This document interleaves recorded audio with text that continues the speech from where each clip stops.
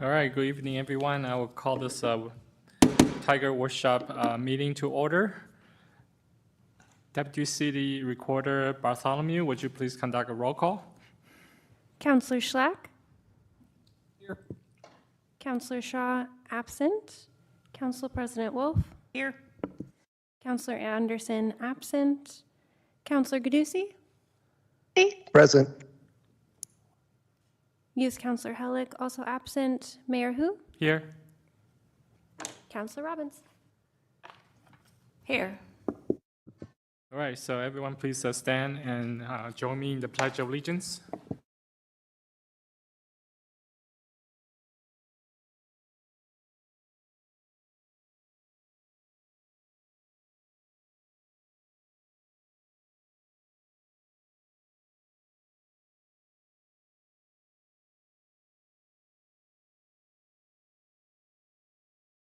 All right, city team and council, do you have any non-agenda items? None from us, Mayor.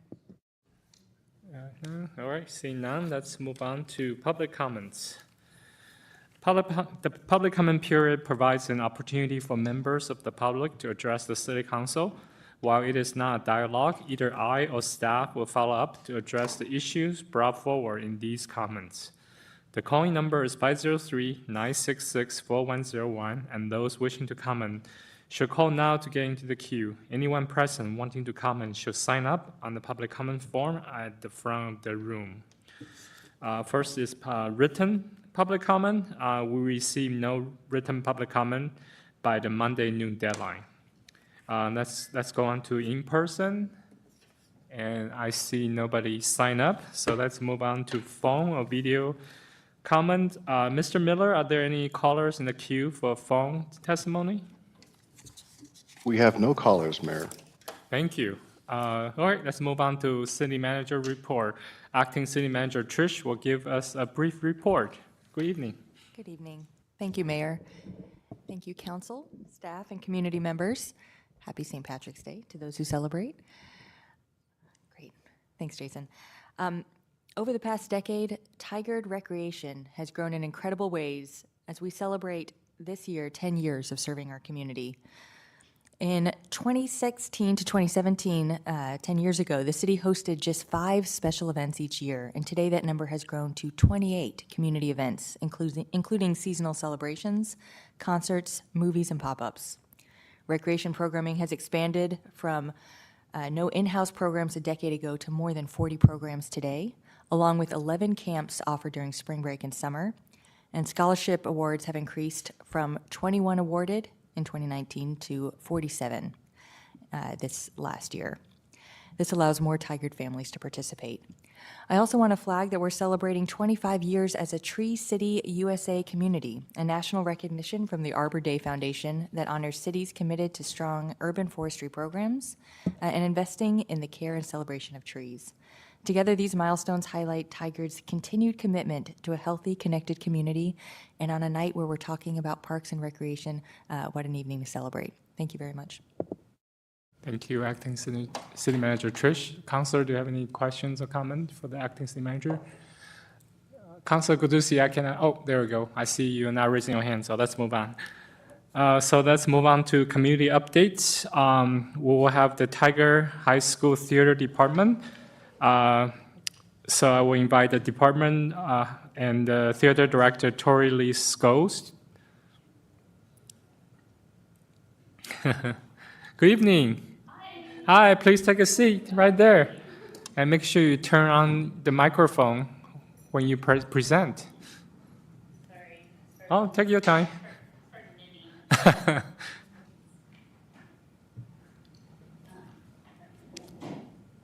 start. Yeah, now it's on. All right, wonderful. Hello. Okay.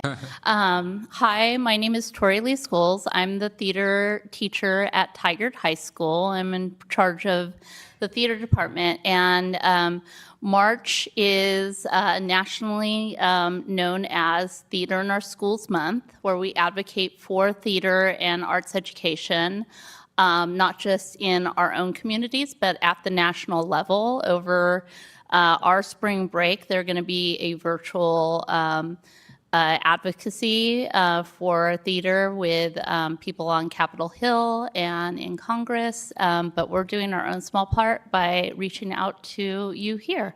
So I have our Thespian Board President, Vera Hardy, and she'll talk more about why theater in our schools month in March is important, but theater throughout the year is impactful for our students, our community, and on a global and national level. Yeah, exactly that. I'm just here to share some accomplishments that we have made over the year. So first off, we are a National Honor Society, which is really cool. It means we get stoles at graduation and national recognition.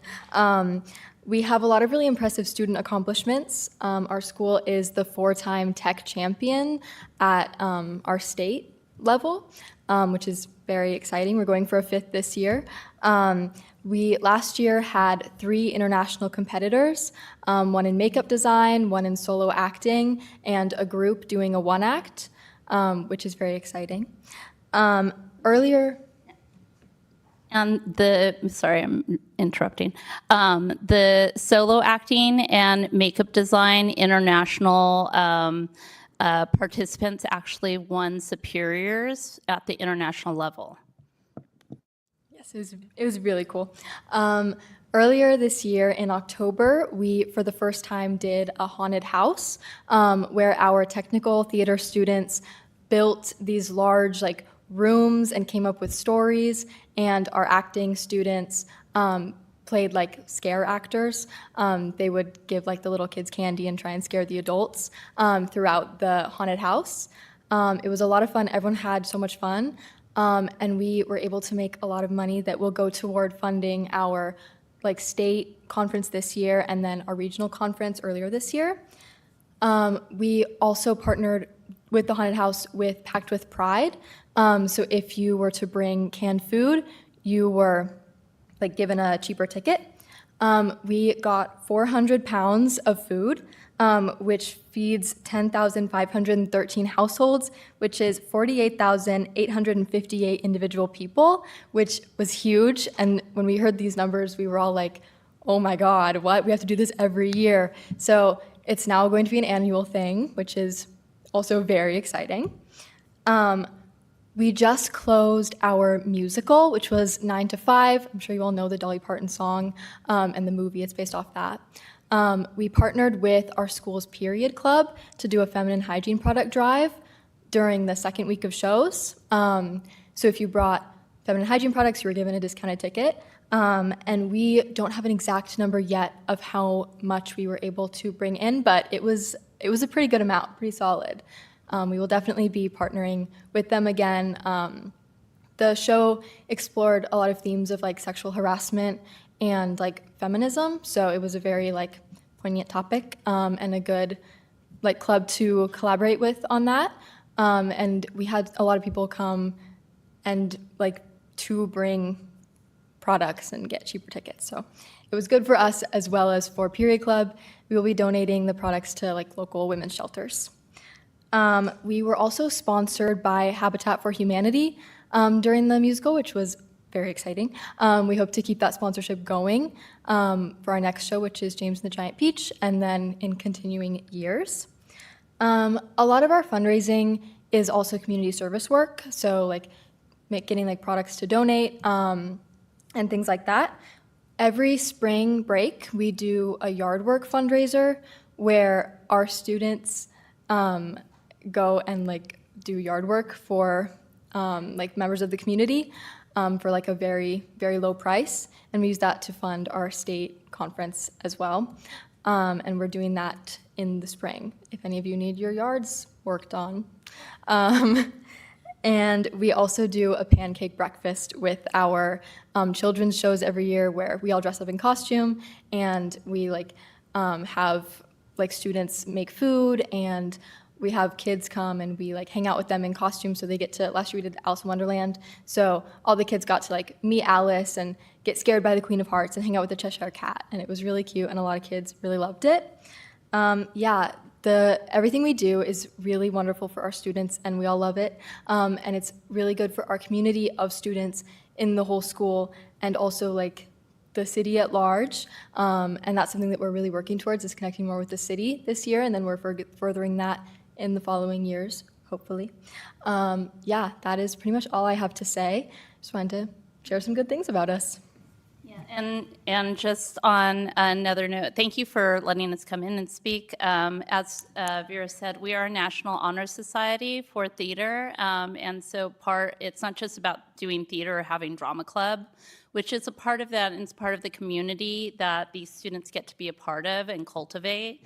It's also student leadership. It's giving back to our community. As you heard, we're hoping maybe next year for our haunted house to partner with the city, because we want to raise more for Packed with Pride and reach out to maybe Chamber of Commerce to bring in like a way to also help fund our students, but also help with our community, especially in times of food insecurity. I know growing up, I had moments in my childhood where, we didn't quite know what was going to happen, and, other family members took us in and fed us or let us use their shower because we didn't have any running water.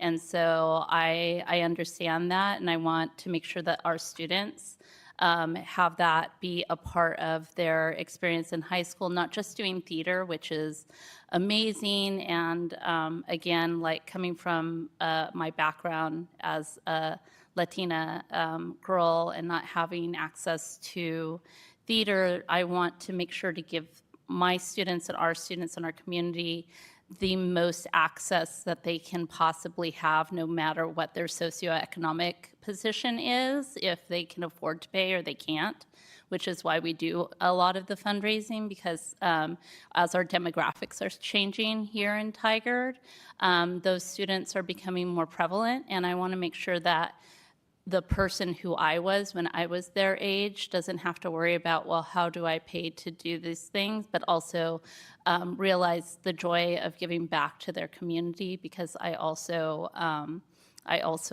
love to just make the world a better place through theater and through these activities with the students. And I wanted to share that with you all and also with the community at large, that we're not just doing theater, we're forming lives, we're forming relationships, we're forming perspectives. This last weekend, and I'll wrap this up because I'm rambling.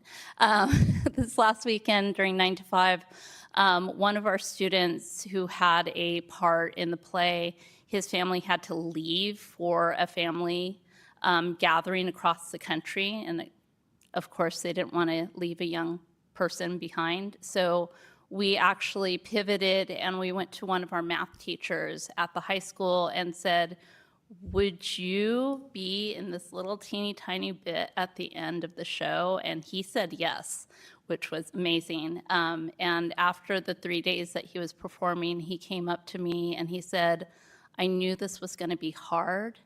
I didn't realize how hard.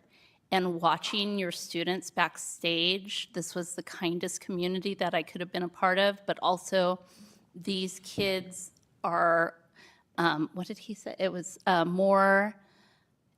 these kids are better than some of our student athletes with their dedication, with the amount of work, with the amount of pride, and everything that they put into doing the musical. And we had 81 students in both the backstage and on stage and in the pit. So we hope that the City of Tigard we can partner with you to make sure that these students have more accessibility, but also have that pride in their community to give back. So thank you. Thank you. And, please talk to our acting city manager and we can see what we can do. So Councillor, do you have any questions or comments? Councillor Robbins. I just wanted to commend you. 9 to 5 was great. I don't know if you know, but a bunch of middle schoolers went, including my middle schooler, and they came home and said, there's a lot of sex in it. And I was like, not exactly, but that's how it used to be. And I really appreciate you making everything so accessible. The people who are working, there's always something to do in theater, whether it's behind the scenes or building sets or being crew or in the pit or on stage.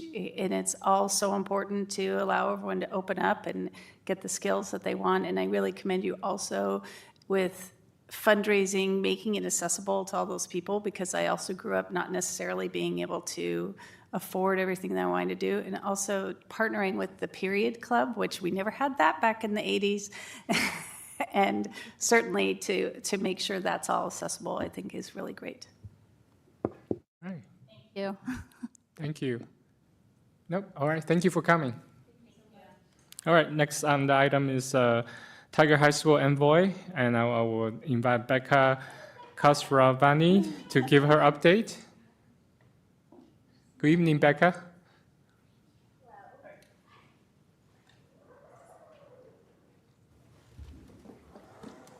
Hello. Oh, that's, you just turned, yeah. It's on now. Yeah, that's Hello. on. Thank you so much for having me. Second. It's been a wonderful month at our school as Tigard has started gearing us seniors up for graduation and transitioning the rest of the student body into the 2026-2027 school year. Course selection has begun, and freshmen, sophomores, and juniors received their forecasting sheets last week. Seniors are now ordering graduation apparel, so caps and gowns, and registration is open for the all-night graduation party. Graduation tickets will be reimbursed soon, and just to preface, the ceremony will be held on June 5th at 7 p.m. on the football field. Just some updates in terms of athletics. The dance team hosted their annual Night of Dance showcase last Friday, and they are now off to their state competition, which will be their last competition of the year. Tennis participated in an invitational yesterday, which they won, and lacrosse is in full spring as they had their first tournament yesterday. And track and field will be competing in their first meet on Thursday. Leadership finished class president elections, and we have selected our incoming ASB president, Sydney Jewell, and our incoming vice president, Gabriel Musangu. They will definitely attend a council meeting in the next few months in order to better prepare for this and to understand the rhythm of it. And I'm excited to introduce you all to them. They're just wonderful.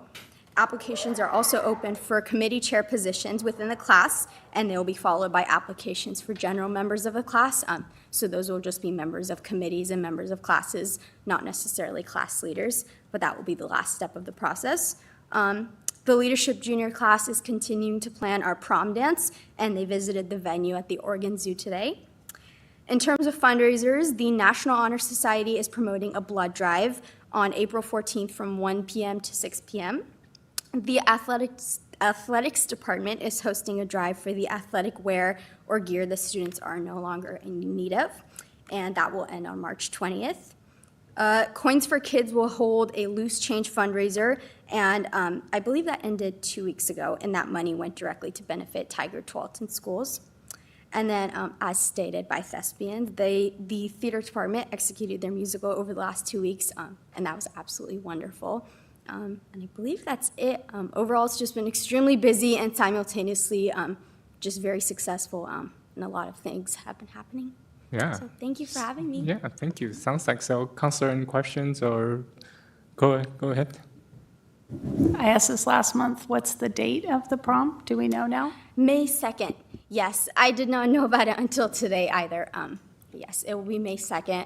I'm not sure of the time yet, but tickets will be going out soon. So we'll make sure to put all that information out as soon as possible. Well, thank you, Becca, for coming, and look forward to your additional guests next time. So Thank you. Yeah, a good evening. Thank you. All right, so next item on our agenda is Tigard Police Department report, and today we will have Commander Sitton to present the police dashboard report. Good evening, Commander. Good evening, Mr. Mayor. Council. Sorry.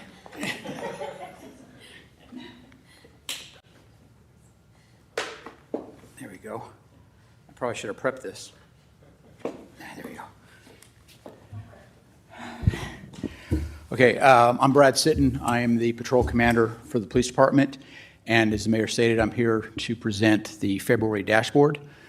I've got a couple of data points I'd like to pull out from slide 1 in your packet, and it's also up on the screen above us. I'm going to jump around on the slide a little bit, so please kind of bear with me a little. I'm going to start with the calls for service. So February 25 to February 26, we had an increase in dispatch calls, which on the slide shows it in red, but I'm going to turn that to a green in just a minute, and an increase in self-initiated calls. So it might be common to think that if we have an increase in dispatch calls, we would have a decrease in self-initiated calls. Because of course, dispatch calls typically take or can take longer to accomplish, and the self-initiated calls typically are ones that show proactiveness. So the fact that both call types have increased show that our officers are not only responding to dispatch calls, but in their downtime, they're being proactive and making contact with the community. So taking that small set of data and moving to the bottom of the slide, and talk about response times. And you see that again from comparing February 25 to February 26. Through all priorities of calls, the call times actually decreased. To include priority 4s, which has the largest decrease of 22%.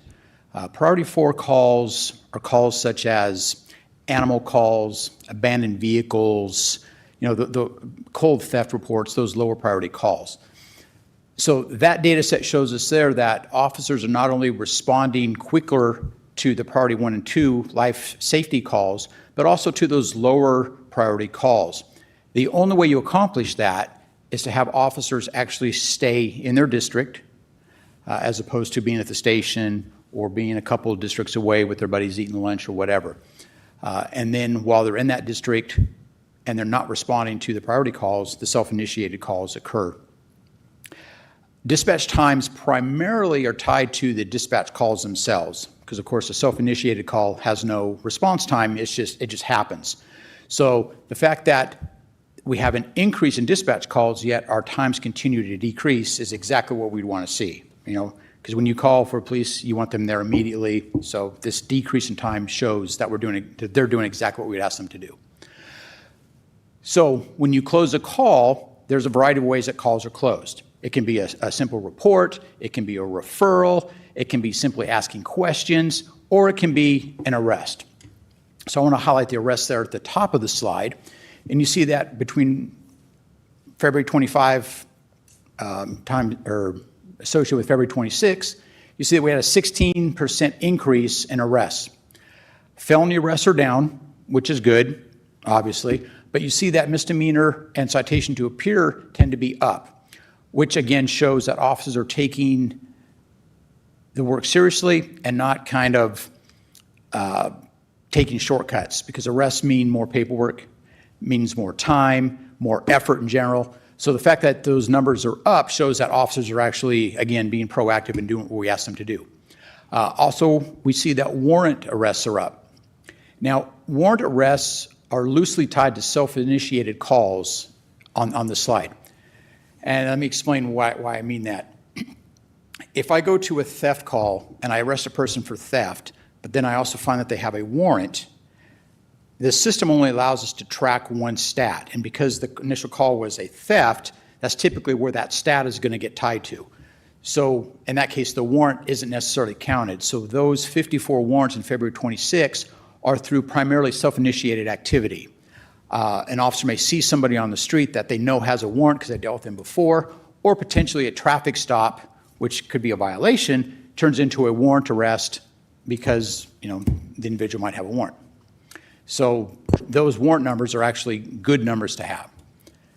And finally, on the right side of the screen, you see that year to date, so January and February of this year compared to January and February of last year, our arrests are up 18.22%, almost mirror the rest of that column. Self-initiated calls and dispatch calls are pretty flat, but again, we're only looking at 2 months worth of data. But if you look at the response times, they continue to decrease year to date, 7%, 10%, and 20% again for those priority 4 calls. So again, that reinforces that the officers are out there being proactive, responding to calls in a timely manner, and doing exactly what we would like them to do. So those are the data points that I wanted to highlight tonight. Any questions? Go ahead, Councilor Robbins.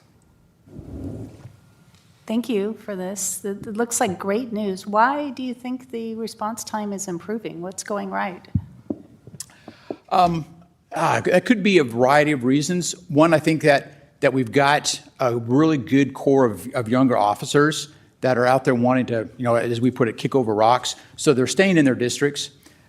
So responding to, say, River Terrace from here takes much longer than if I'm in that district close to River Terrace, right? The other piece of this, maybe a small piece, is the way the calls are dispatched. So our dispatch center, WACA, has got a bunch of new people on, and they're very diligent about following their process. So a response time is based upon when the call comes in and the dispatcher sends it to the officer, and the officer he's en route. So the clock starts, they drive to the call. Now, they may show up on a call, and there's mayhem, so they don't hit the arrive, they jump out and they just start dealing with the call. In the past, the dispatchers may not have been quite as diligent to arrive the officers for them, because when the officer starts talking on the radio, okay, clearly you've arrived, okay, you've arrived, and you continue with the call. So that may be part of it. The rest of it is this core of newer officers are now beginning to learn the streets and how to get from point A to point B in a more timely manner. So I think all this combined is what is reducing those call response times. Well, that's all great. Thank you. Thank you. Anything else? Can we ask more question not related to dashboard right now? Absolutely, Mr. Okay. Mayor. We receive a couple of committee member complaints about, and I observed too, more personal stuff taking up sidewalk space in front of public work lawn. So can you just tell us a little bit about the challenges the city staff is facing right now enforcing our time, place, manner regulations, and what can we help to help you? I'll even add to that when I was driving here today at 4:40, someone was setting up a tent, and I almost pulled over to be like, you can't do that, but. Yeah, please don't do that. Yeah, please don't do that. Yeah, absolutely. I spoke with Officer Orth yesterday morning, and we had a really good conversation, and he told me a couple things that I hadn't realized before that I think are pretty relevant. So the first thing he told me was most of the people that are over there are wanting to follow the rules. So if you tell them, hey, here's the rule, they will follow it. That being said, it's a revolving door over there. So as an example, last week, there was 6 dogs with their owners there, but 2 weeks prior to that, there was no animals there at all. Asking Officer Orth about it, he said, well, of course, the service agencies all communicate, and they rotate people back and forth, so to speak. So we have a constant influx of new people arriving over there that don't necessarily know the rules. And yes, the rules are posted, but of course, if they arrive at night or they're not told the rules, then they just kind of make it up as they go along. The issue with the sidewalk, as we all know, ADA requires 48 inches. A typical sidewalk is 60 inches. So if I withhold 48, I give you basically a foot to put all of your belongings. That's easy to maintain because it's only a foot. That sidewalk is 96 inches wide. So they have almost half of it. And to use an analogy, if you've got a cup of pens on your desk, if you put 1 or 2 pens on your desk, those pens always stay there. But if you fill it, you're constantly filling it because people take those pens. So Officer Orth made the passing comment of, I'd like to go over there and just spray paint a line down the sidewalk at 48 inches so we can easily tell. And I asked him not to do that, but it's not a terrible idea. We've got the fence in, it's posted well, and to maintain, to allow them to absolutely know where that line is, it may not be a terrible idea to discuss at future, meetings and whatnot. We also see that increase in canines over there, and they're tied to the fence, they're tied to the building, they're tied to the tree, and there's nothing in the place, time, manner that addresses that. Obviously, we can't tell them they can't have animals, but we might need to look at that in the future, a way to control the dogs, because the dogs tend to be some of the ones that encroach out there. Right. They're tied up close to the property of their owners, but they encroach out onto the sidewalk and whatnot with leashes and stuff. And then beyond that, it's just the constant education. You know, if we want to exclude somebody, we don't go over there and just, okay, you're out, we exclude you now. It's posted, they're talked to, Right. and especially if they've got abandoned property there, we post it, we come back 3 hours. And so to move someone or to exclude someone, it may take a day, Right. 2 days, 3 days, whatever. But of course, the public passing, they just see the problem when it's being addressed. It just sometimes takes more time than, of course, we like to do. But Yeah. the sidewalk was a surprising element to this, that how wide it is and how much space Right. they actually have. And then, of course, that constant rotation of new people. And so that's a lot of what our COPS team does, is they're just constantly Right. educating new arrivals to the area. So, Yeah, thank you. And so. yeah, this is helpful for us to consider time, place, manner again in June. Yes, right? absolutely. So please, Yeah. please come forward with suggestions. And unfortunately, Tiger Public Works Lawn is such a visible area, so everybody exactly, can yeah. see it. So Yeah. as I explained to one constituent, who claim other cities around here don't have a problem, but I was like, yeah, I talked to other mayors. There are problems. They just Mm-hmm. may not be visible, but they are facing problem. We are all facing problems, right? So Yeah, and and as many problems as we tend to talk about with the homeless situation here, the fact that we kind of have them come to one location, Right. we don't have them spread in different places. So that's a good thing, and it's in close proximity to Just Compassion. Right. So they are close to getting services. So we don't have officers going to behind different stores or in different parks or in the wooded areas. They kind of have it self-contained. Now, is there people still out there? Absolutely, there probably still is. But at least here, yes, they're visible, but at least they're in proximity to get services, and we keep an eye on them. And so I think in the long run, it is helpful. Obviously, it's not a perfect solution, but No, it's not, it's yeah. better than so many of the alternatives. So Right, thank you. And, Councilperson Wolf. Thank you, Mayor, and I want to be mindful of the time. But Commander Sinton, I just wanted to circle back to when you made the comment about when we're able to exclude someone. So what are those actual next steps when we do that with an individual? So an exclusion, it comes along after they've failed to follow the rules, right? So they're spoken to, they're educated, they continue to break the rules, and then at a point, the officers determine that, okay, this person just simply isn't going to get it. And that could be the second time or the third time I talk to them. It might be the fifth or sixth or seventh time, just depending on the situation, because everyone's different. And then they give them the exclusion, and then they have to move along. And again, even those people that are being excluded typically will follow the rules. So they're excluded from the property, and they go somewhere. And if the exclusion is for 30 days or 45 days or 5 days, whatever it happens to be, sometimes they come back because, let's face it, it's better here than in some other places, maybe some of our cities around us.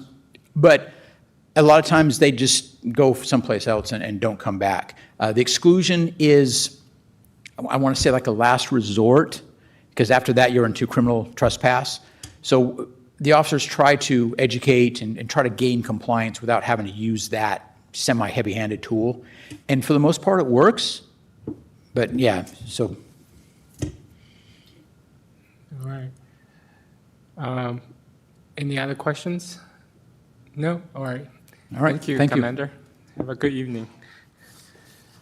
All right, let's move on to the council board and committee liaison reports. Who would like to start? All right, Councilor Robbins, please start. Thank you. I have a pretty light schedule due to some overlapping. I do attend the monthly library board. In the month of March, they continue to prepare for the meeting with the council next month and trying to figure out how to make that interactive and without being too distracting. And I also have some updates on the first month of the Express Library service, which included over 1,100 visits from community members at our Express Library, 269 attendees at story time, 20 sessions of one-on-one technology help, both at the Tigard Senior Center and the Summerfield Retirement Community. 53 teens joined the Teen Winter Reading Challenge. Neither of my teens did, and I talked to them about that. Social services outreach at Just Compassion Home Plate Youth Services, Oregon Department of Human Services, Tigard Self-Sufficiency Center, Family Process family promise of Tualatin Valley in the comfort zone. And the board continued working on the preparations. That's it. As far as the immigration board, we kind of all did a survey on if we're going to continue that and in what cadence, and we're waiting to hear back. Thank you. Councilperson Wolf? Yeah, I too will be fairly brief, as a couple of my committees are quarterly and we did not meet. The GAP, which is Governmental Affairs for the Chamber, I sit on that as council president. Last month was really kind of a legislative debrief, update on bills, and continued conversations around the bond measure and facilities plan. I did attend today as a GAP member a listening session that the Chamber hosted for the Governor's Prosperity Council to give feedback. The key areas for that was conversations around business climate, workforce development, and tools for growth. It was a very robust conversation in identifying challenges, barriers, opportunities. But anyway, appreciated that opportunity to be there. And then Councilor Schlack and I will both be attending the WEA Policy Conference tomorrow. So that's it for me. Thank you. Councilor Schlack? It's Thursday, right? I want to get my calendar right. Yeah, my bad, my bad. I keep thinking. Just had a small heart attack just then. Yeah, no, it is Thursday. Yeah, I will. I've been encouraged to work on my brevity, so I will. I had a meeting with the chart on February 18th, and it was mainly focused on the prospective homelessness or houselessness task force, which council provided guidance during the boards and committee discussion on. Megan Cohen has an excellent charter that she's put together, and we're going to be receiving, we received feedback before, we're going to continue receiving feedback to figure out what a good proposal would be that meets council's interests and chart's interests as well. And then I covered a meeting of the Transportation Advisory Committee, on behalf of Councilors Gadusi and Shaw. They talked about building a better Tigard. Vote yes. I can say that. I'm a council member. They also talked about the McDonald Street project and transportation impacts on Downtown Reimagined. And they were very interesting conversations about roundabouts. Thank you. Thank you. Councilor Gadusi? Thank you, Mayor. I will also keep it relatively brief. Just audio check. Are you able to hear me okay? Yes. Wonderful. So the Parks and Rec Advisory Board, we did have a meeting on site over at Richmond Park, and they'll be talking a little bit later, so I won't get into much detail. The other big meeting was the Water Advisory Board. They did have some recommendations for water emergency preparedness, and they're going to come in front of the group at some point in the near future and discuss recommendations further with themselves and staff. And those were the two. And thank you, Councilor Schlack, for covering transportation for me this month. Thank you, Councilor Gadusi. For me, last Saturday, I have a good joint town hall meeting with Senator Neera Missling, Rep. Bowmans, and Rep. Ricky Smith. They provided short session debriefing. And during the short session, I worked with city team and regional mayors on advocating for Tigard's interests, consistent with council goals and directions. We didn't get everything, including another housing bill that took additional local control away, but hopefully we can target them at the next 2027 sessions. Some success, again, three bill passed regarding ethics, including one of them is most important is providing more clear definition of what is not considered serial meetings. For example, if staff is providing briefing to a counselor, or if a counselor is talking to a constituent, now it's codified in law that it's not serial meeting, which my understanding that was never but serial meeting, but now it's codified, and TLT, the transit launch tax, now we're able to get more share from TLT, so that's great. And recreational immunity, it's not perfect, but next session, some legislature promised to continue working on recreational immunity. And the governor's economic development bill passed with a 1-year pause on providing incentive to data center. Tigard's interest in that is that it will streamline state's permitting process, so it will make hopefully will make permitting at the state level faster. I also attend several regional transportation meetings. We received briefing on TriMet service cut, proposed service cut. I've gone through a few of them, and we're going to get additional briefing today. And next, and R1 Act, we consider project recommendations, which the R1 Act will recommend to Oregon Transportation Commission for funding. Among them is the jurisdictional transfer for Hall Boulevard, but it's not high on the priority list. So that's all I have. Before we move on, any council member have any question for Annette? Go ahead, Councilor Schleck. Thank you, Mayor, and thank you, Mayor, for hosting the joint town hall at Tigard Public Works. Council President Wolf and I were in attendance. It was a full room. There were a lot of great questions, and I look forward to the council's continued partnership led by you with our state legislators. It was a very great event, and I hope to have more of them in the future. Yeah, and I feel fortunate to have our state delegate in Salem because I think they are really listening to us. So it's great. So thank you. All right, so let's move on to the next item on agenda, and I believe our guest's still outside, but we're still ahead, so that's good. So next item will be TriMet board member reporting to council. We have TriMet Local Government Affairs Manager John Serra, and he will introduce the rest of the guests. I know, I don't know why they sit out there. Hello, good evening. Hi, John. Oh, so John, I introduce you, and you'll introduce the rest of the guests. So, yeah, so please turn on the mic when you are ready. So. Thank you very much, Mayor Hu and Council President Wolf and City Council. We appreciate you having us tonight. My name is John Serra, and I am the Local Government Affairs Manager here for TriMet. Tonight joining me are J.C. Vanetta, our Chief of Public Affairs, Tom Mills, our Director of Mobility Planning and Policy, and Director Robert Kellogg, who is your District 3 TriMet board member.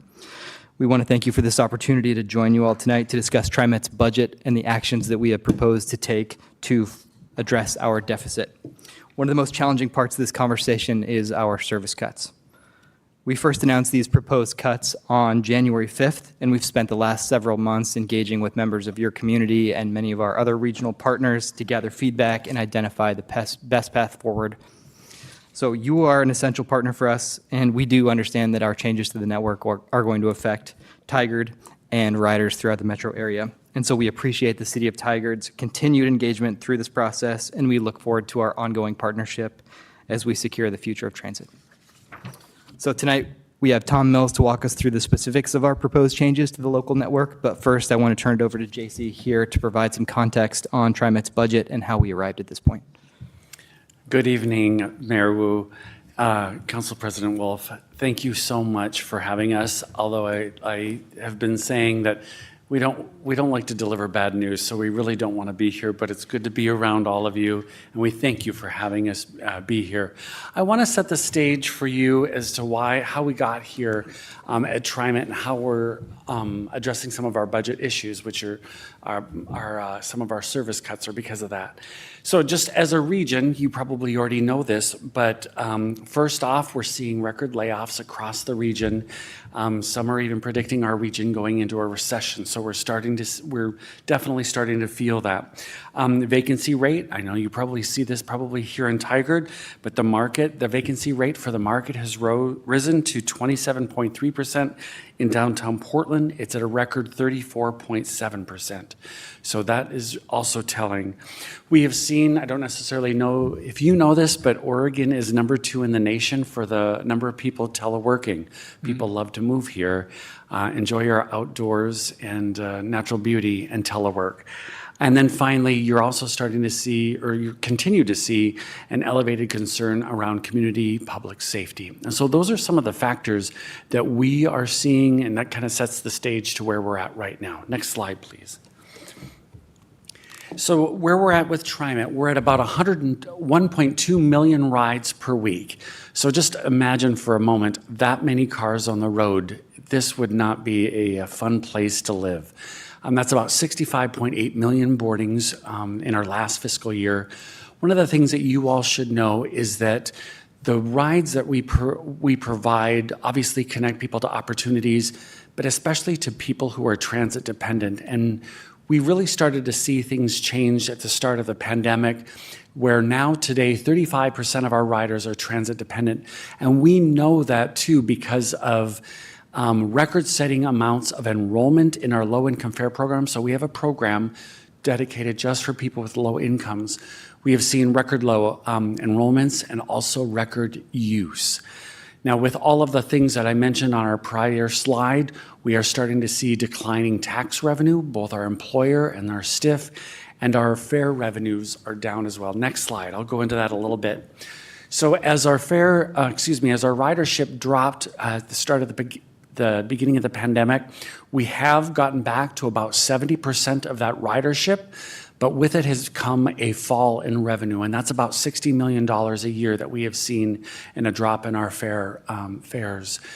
Inflation costs, another reason why we're experiencing budget issues. Inflation costs have gone up by 56% between 2019 and 2025. We have also made investments in safety and security. As you can imagine, some of the things that we have seen in the community have happened and were brought onto TriMet. So we have really done a lot to invest in our safety and security on board, cleaning as well. We want a clean, safe ride. And we've also, Tom and his team really did a great job. As we came out of the pandemic, we started to see that a lot of people moved. The demographics, people had changed and where they were living versus where they were working. And so Tom and his team really set out to figure out how we could make tweaks to our network to give access to more people, to jobs, to homes, all of that stuff. So we invested in reconfiguring our network. That also being said, we are facing a $700 million capital maintenance backlog. A lot of our bus yards are old. They're beyond their useful life. Our oldest MAX line is 40 plus years and is definitely showing its age. So that's kind of how we got here. Next slide. So what we identified last July was that we needed to solve a minimum of a $300 million budget deficit. And so we set out to balance that budget by July 1, 2028. And you're saying, why that date? Why did you just pick it out of the air? We gave ourselves 3 years to solve this problem. Good government says that if you identify a budget shortfall, you should at least take 3 years. It's recommended you take 3 years to solve the problem, and that's exactly what we're doing. We have identified 3 areas that we're working toward: administrative cuts, at least $93 million in discretionary spending and staffing. Revenue, you probably are watching the drama around our state transportation bill. We had hoped to at least achieve a minimum of $48 million from that. So we're still working with lawmakers, I'm sure that you all are as well, to try to figure out a path forward should anything happen with it right now. Service cut at least $159 million in service, and that's at least 10%. And Tom will talk more about that. And I would just note that if we do not raise any new revenue, we will have to cut deeper, make deeper service cuts. Next slide, please. So we have already taken a lot of internal actions. We've reduced spending by at least $150 million. More is to come through efficiencies, discretionary spending. We've canceled some future planned bus service increases that were in our forecast, and we've eliminated positions and some layoffs. We've had one round of layoffs. More internal cuts are coming, and another round of layoffs are coming as well. Next slide, please. We've taken a number of external actions. Many people ask what are riders paying their fair share. We increased fares on January 1st, 2024. We are going to be going out this fall with another fare increase that would take effect in 2028 if our board approves it. We have been working hand in glove with lawmakers to figure out a path forward with a STIF increase, the State Transportation Improvement Fund. We thought that we had gotten there, but it kind of crumbled in front of all of our eyes, and I know it affects you as well for your transportation dollars. We have taken 2 rounds of service cuts to date. Tom refers to these rounds kind of as trimmings around the edges where our ridership is low, November 30th, and then again this last March. So what I say is a lot of it we're trying to resize for the ridership that we do have. There's a proposal on the street, which Tom will talk to you through. Those cuts go into effect August 23rd of this year.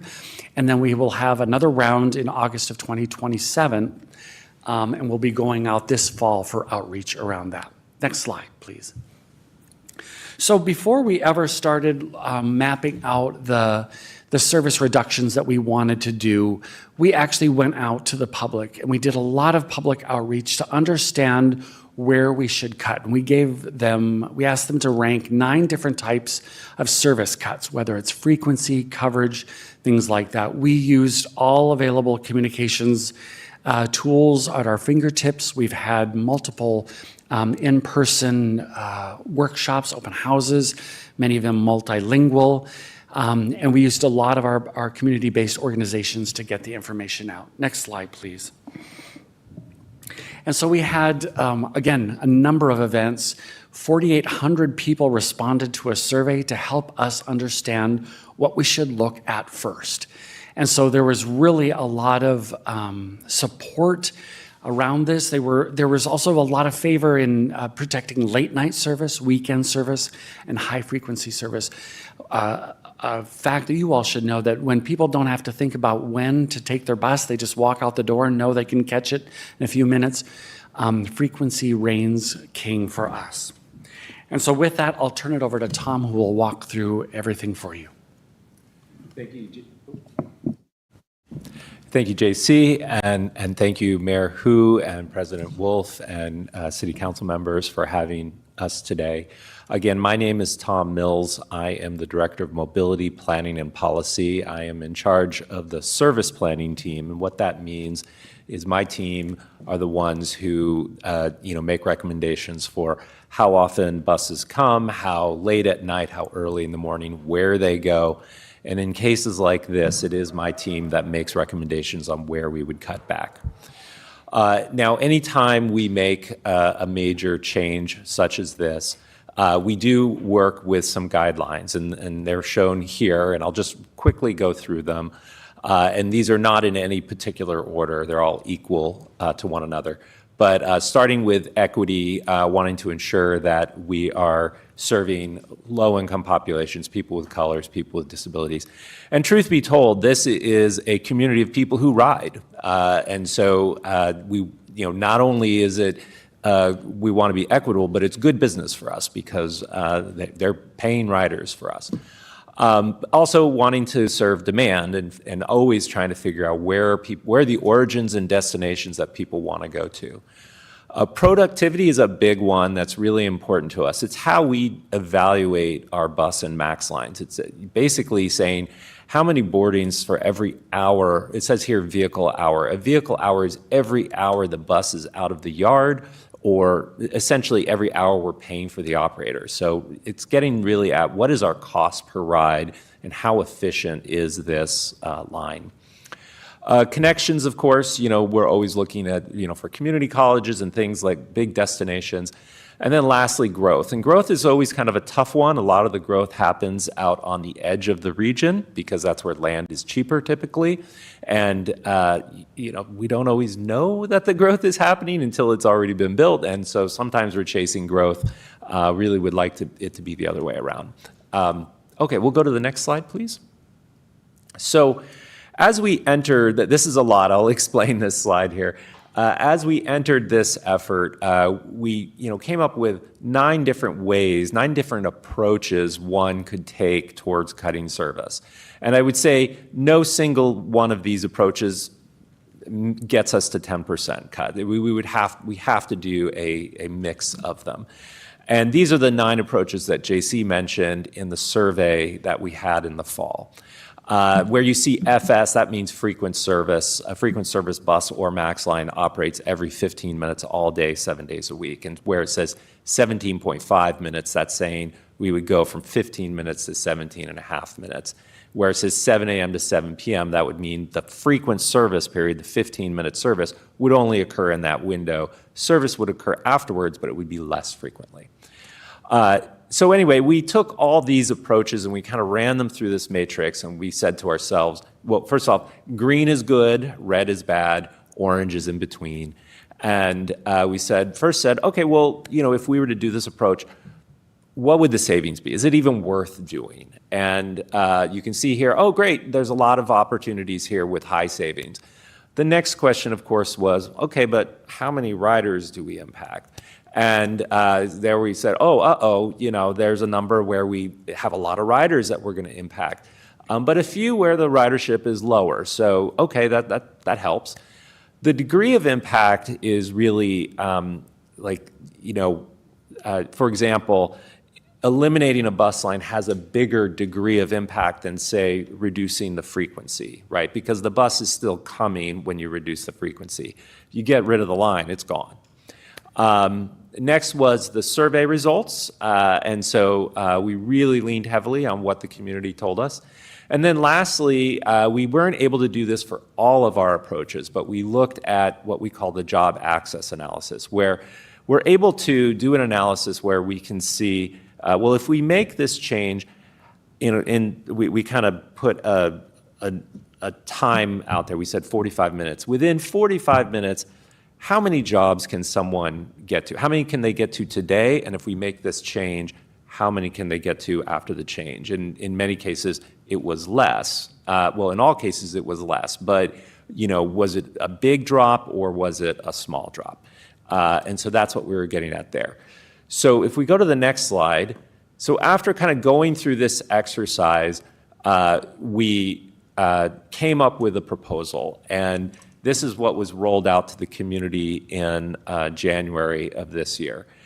Starting at the very top, those trimmings that JC was saying. So those are the small cuts that we made in November and then just a few weeks ago here in March. And then followed by the Max Green Line. I'm not sure if you're familiar with this proposal. The idea is the Max Green Line operates on I-205 from Clackamas Town Center to Gateway Transit Center and then all the way into downtown Portland by way of the Banfield. This would just have it go between Clackamas Town Center and Gateway Transit Center, so people would have to transfer to the red or blue lines to get to downtown, but they could still make that trip. And then some network changes, and I'm going to talk some more about those network changes and the ones that impact Tigard. Some low ridership lines that really were just kind of the lowest ridership on the whole system that we did, even though the degree of impact is high, the ridership was so low it was hard to ignore, and so we have made recommendations to eliminate a couple of those lines. There are some trips, some bus lines in Portland that serve the high schools, but other than serving high schools, they run the rest of the day mostly empty. So we're recommending discontinuing the midday service and just keep the trips to the high schools.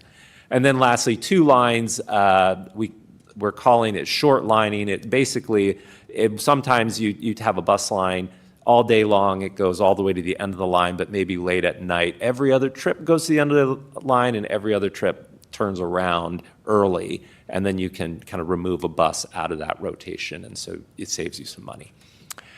So when we rolled this out, our estimate was that this was going to get us to 6.5 percentage points of our 10%. We felt really good about that.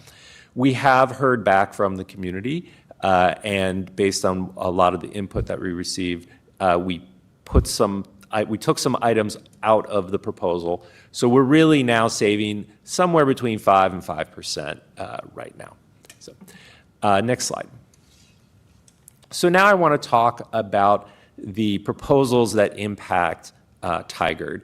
And there aren't many, so that's good news.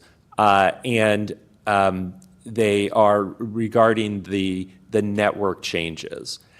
So starting on the left here where it says current, what I want to focus on is line 45, which is that kind of burgundy line there that starts at Tigard Transit Center, goes out Walnut to 121st Washington Square, and then goes all the way to downtown Portland.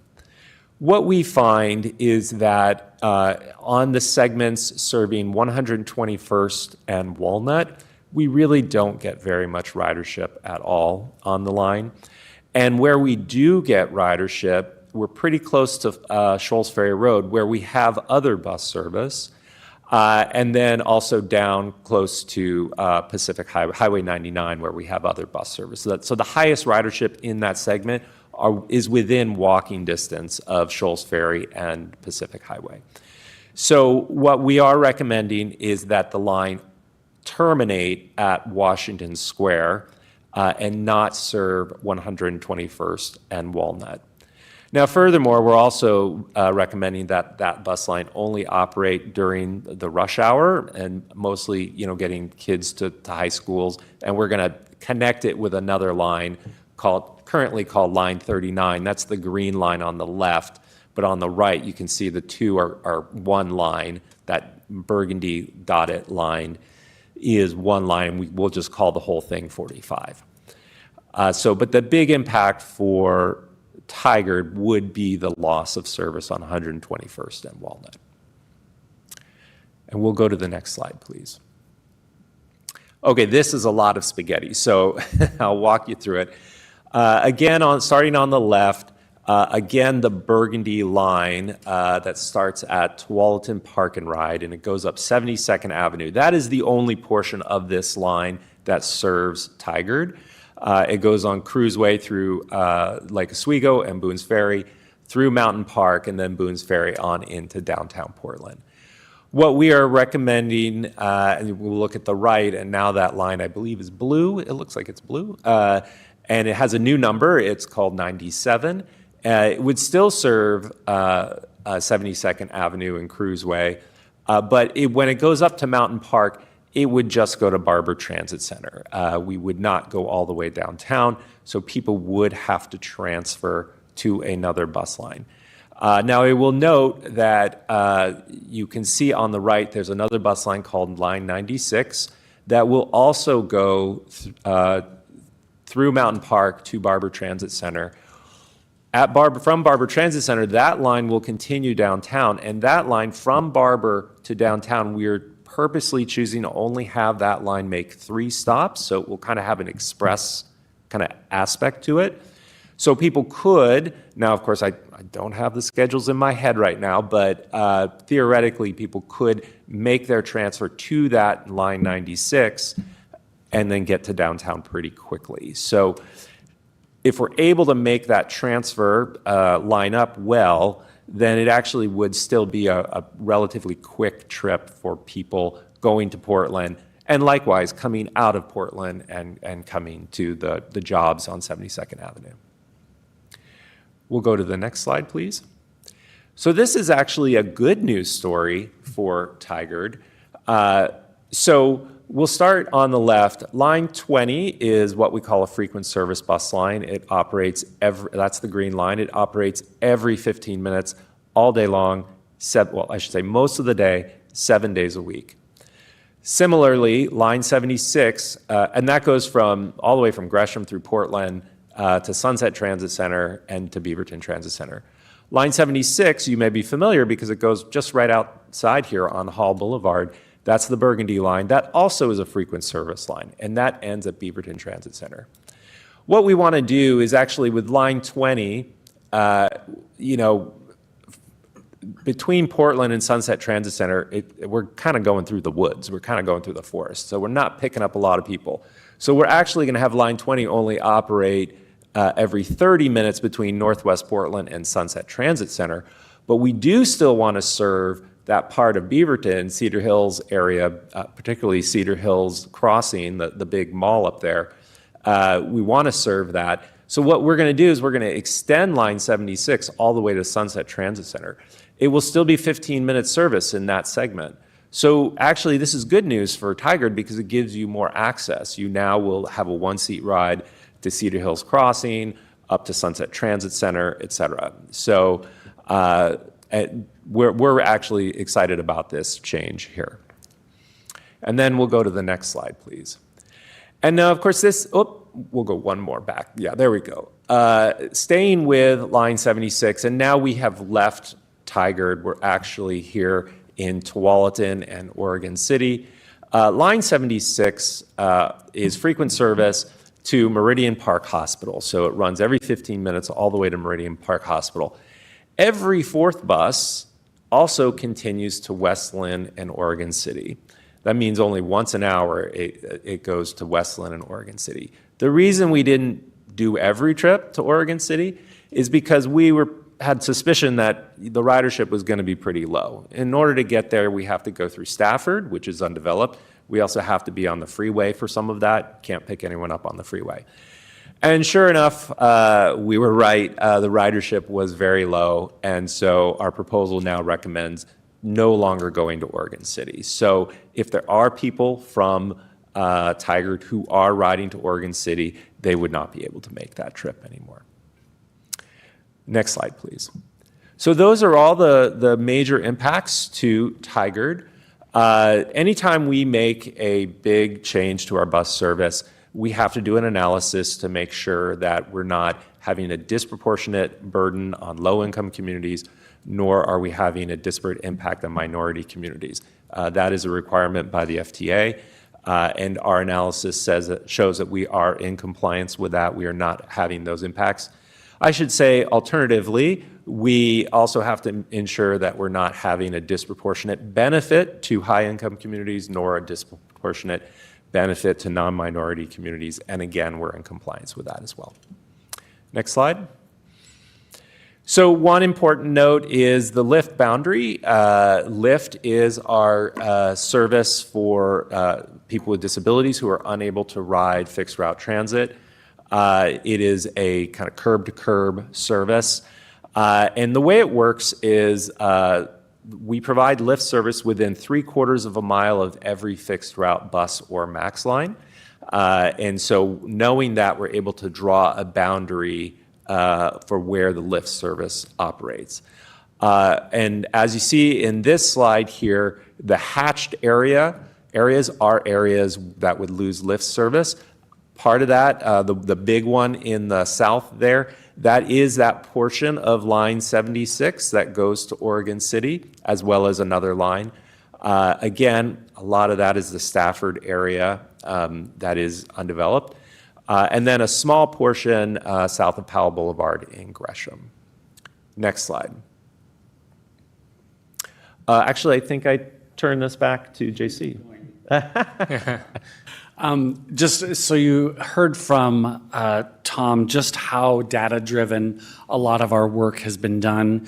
We, before we put out the proposal on January 5th, we did a lot more outreach just to look and see if there was anything we missed. Obviously, a lot of good data has gone into this. We went out and talked to a lot of people. We mailed to 253,000 addresses. That was one doozy of a mailing tab with the post office.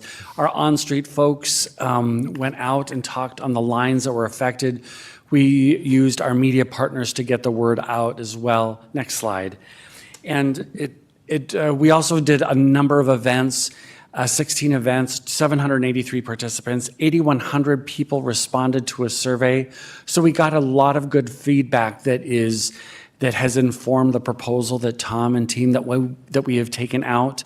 And one of the themes that we continued to hear were don't disrupt the commute work times. They were concerned about increased wait times, as you can imagine.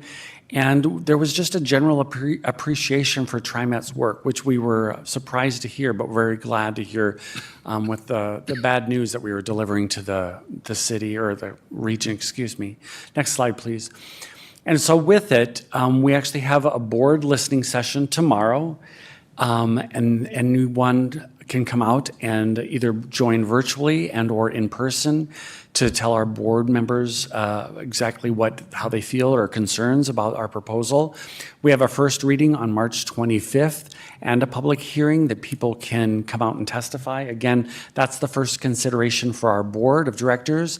And then the second reading and the board vote is on April 22nd. It's where they will consider and vote on that proposal. All of this will take an effect in August 23rd. For the service cuts, we'll be doing a lot of outreach, probably beginning in mid-July around all of those changes to get the word out with that. And with that, I'll turn it over to our our Director Kellogg, who will have some comments. Thank you, JC, very much.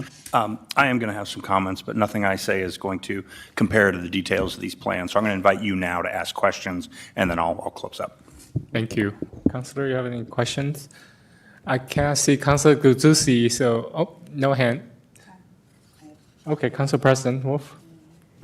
Thank you for the thorough presentation. So the first couple ones, when you were kind of describing the budget components, you referenced the whole of 48 million, that's the transportation bill in limbo. So given the likelihood that that will fail in May, does that mean that this plan will have to go back and then adapt for that 48 million, or that you've anticipated that because of the state of the state?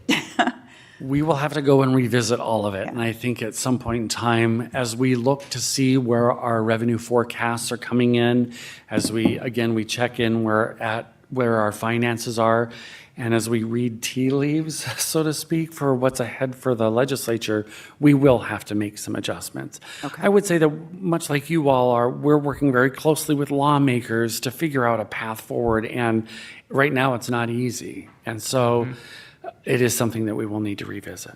Okay, thank you. That's what I thought you had said. I just wanted to clarify, and I appreciate trying to read the leaves. The other thing I'm curious about is in your survey collection, and thank you for walking through all the routes.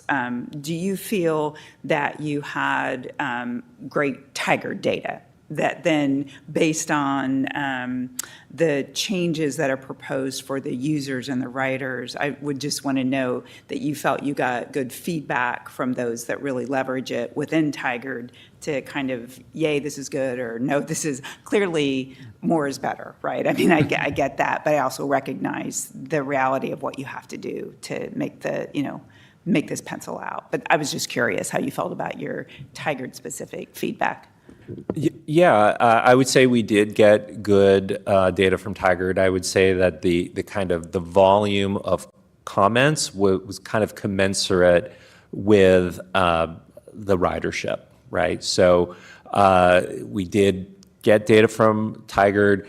It wasn't real low and it wasn't real high. There are always some proposals that kind of trigger people even more so. Tigard was not one of those. I would also say that, as you can imagine, nearly every comment we receive is, please don't make this change, I need to get this for work. And so the challenge for us is, well, how do we distinguish, one, plea to not make the change from another? And I would say that what we do is we look for those we look for vulnerable communities that we're not aware of. So, for example, if there is a school that serves students with disabilities and they're using the bus to get to school, that's where we take a pause and we say, that we don't want to make this change. In this case with Tigard, we did not find that, and so we felt comfortable moving forward. And just a side note too, we actually had someone who went over all 8,100 comments, and as we logged them, read over each one of them, because this is actually a little bit personal for us, because we signed up for this job to put transportation service out there for the public. So with bringing it back, it just does not work well for us. And so going over each one of those comments and making sure that we're making the right tweak, the right change to the network is definitely something that we put a lot of heart and soul into. Wow. And I appreciate that, because I don't want to minimize how essential service this is for, just as you described your ridership, right? I don't take for granted the fact that I jump in my car and go, and that this is really critical for those leveraging the services. So really appreciate the thoughtful approach. Thank you, Mayor. Thank you. And no question, but I just want to thank you all again for coming. And especially I see staff on several regional meetings taking heated comment from mayor, so I appreciate you still coming here. For me, I totally see your financial challenges. So I really appreciate you presenting to our community why you're doing this, and you're being very data-driven, and you receive plenty of feedback. But again, at risk of repeating that, just line 45, I'm still concerned about Southwest 121st and Walnut service reduction. I understand this is all data-driven, but I just think about, the 35% of people you mentioned who are really dependent on that. So, but I don't think, I'm not, it is what it is. So, but I have to tell you, as Mayor of Tiger, I need to tell you our community concern. And luckily, I haven't seen West commuter rail cut, but I heard talk about it. So I would just really urge you to really think about those 35%, again, people who really depend on West. And I know that there are people who say there's nobody writing it, but thankfully, the cut's not on the table at this time.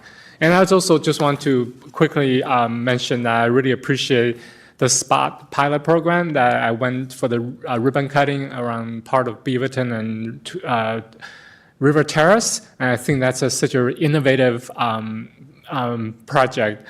It's for those who do not know, it's like share, like Uber, but it's for medium-sized, a Lyft-sized bus.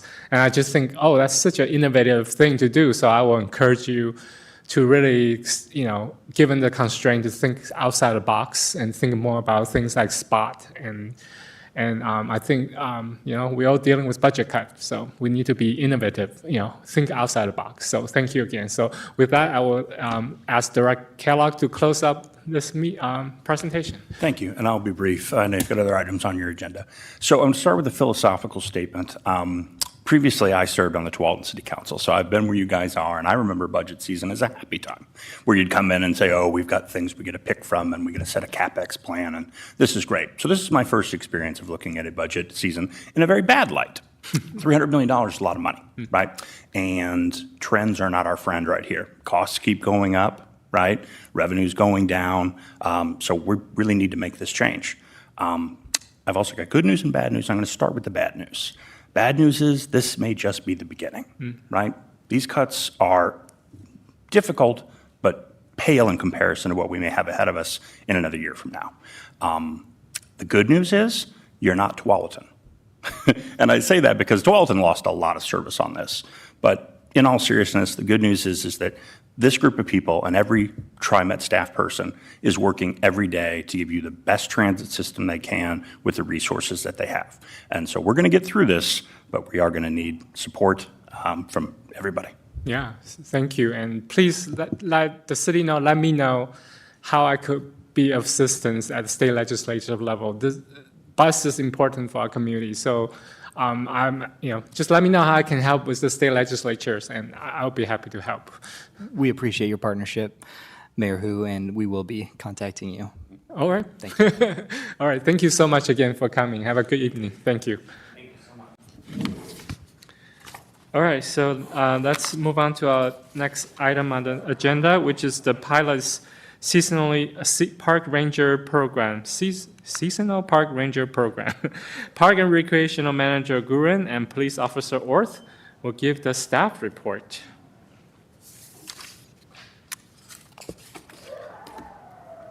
Yeah, everybody's waiting outside today for some reason. I don't know.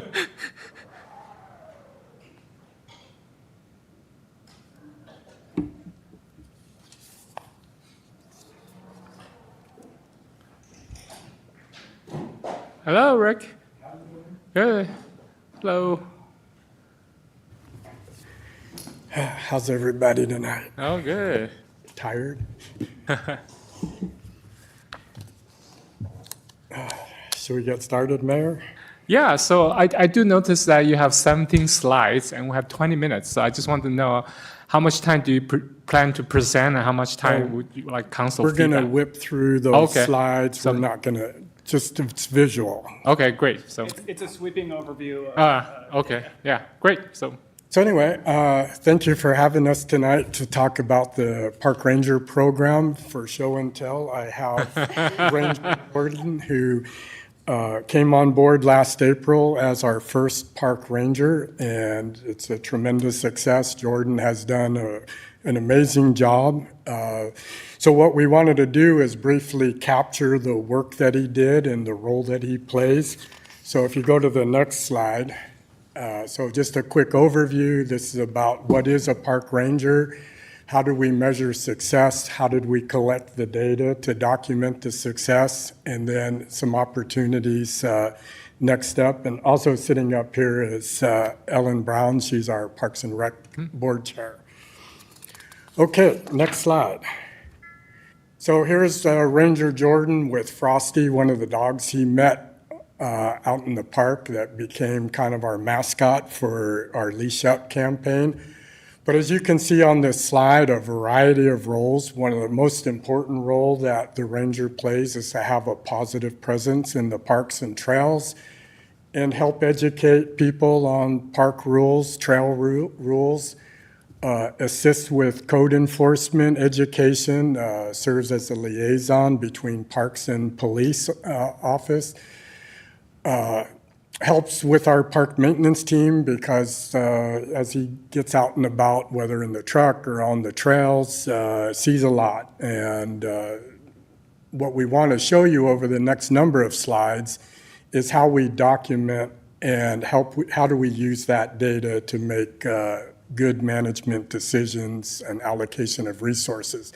And then, of course, took part in a number of videos, our Leash Up campaign to try to help promote more dogs on leash, on our leash rules, our geese guys, why do we do what we do with geese guys out at Summer Lake, and then the intro, Meet the Ranger. So if you had a chance to see any of these videos, they're a lot of fun.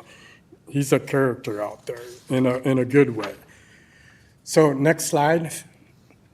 So this, and you've probably seen similar when the chief comes in and does his report outs. Coincidentally, we ended up doing it very similarly.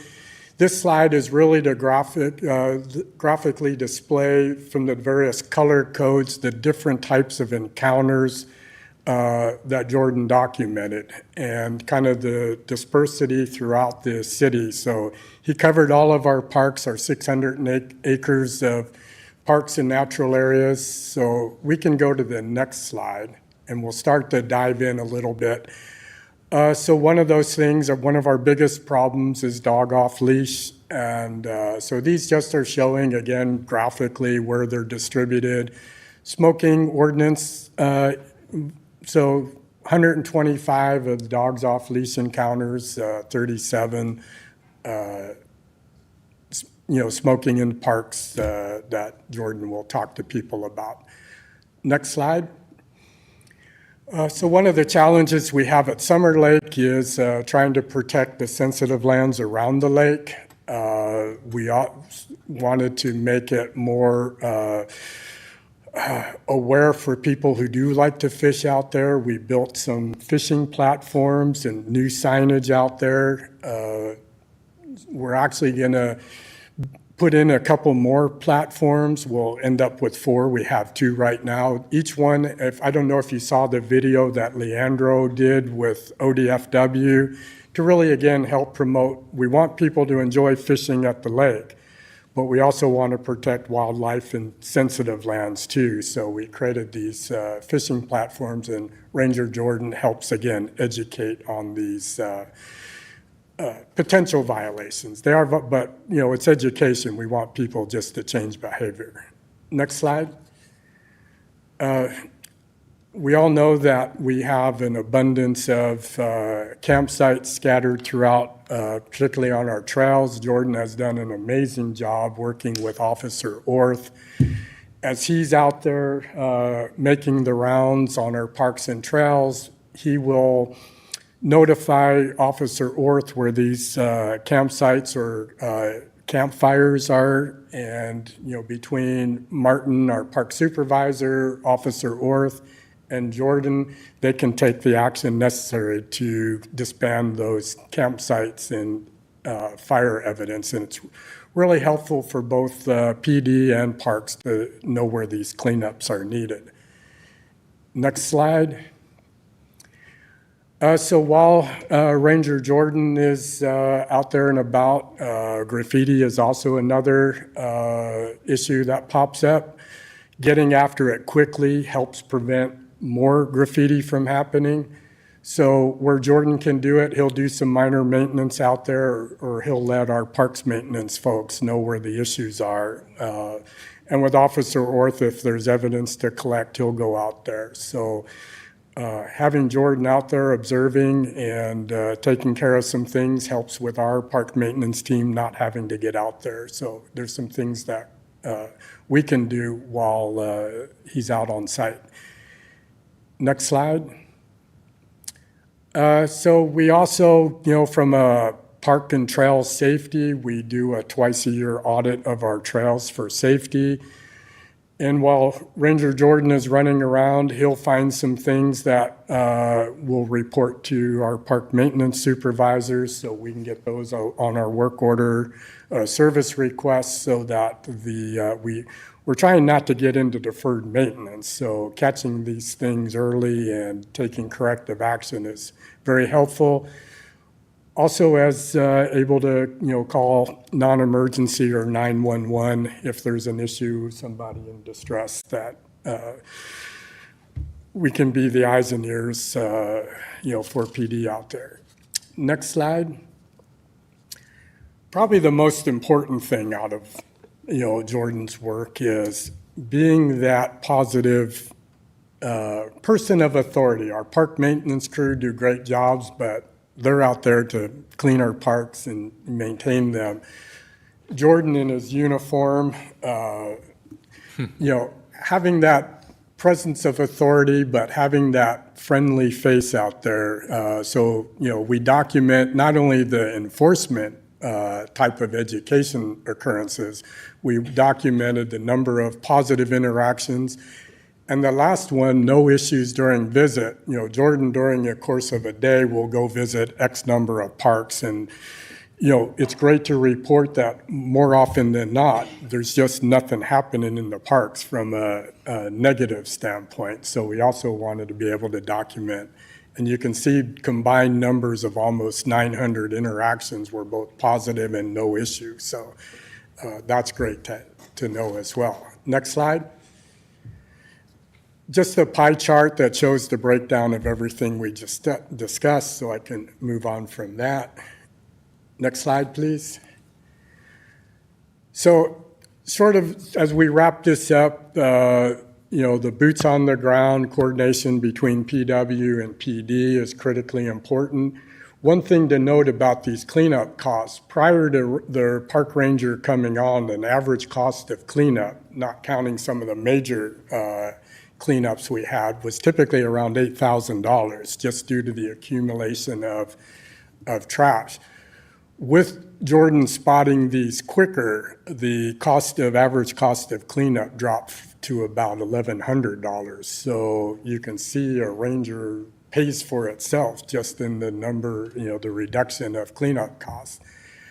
So all that data that is collected helps us in making our management decisions, allows our maintenance team to focus on the work that they need to do.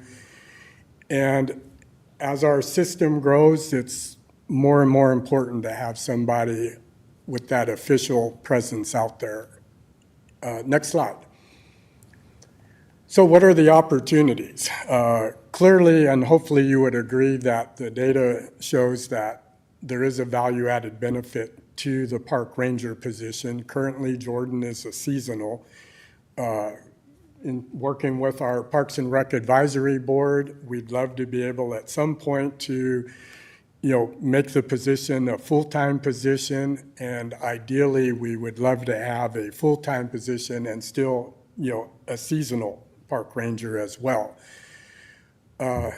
What we can do is more education events and activities, working in collaboration with our rec team, but we can do park walks, park ranger story time.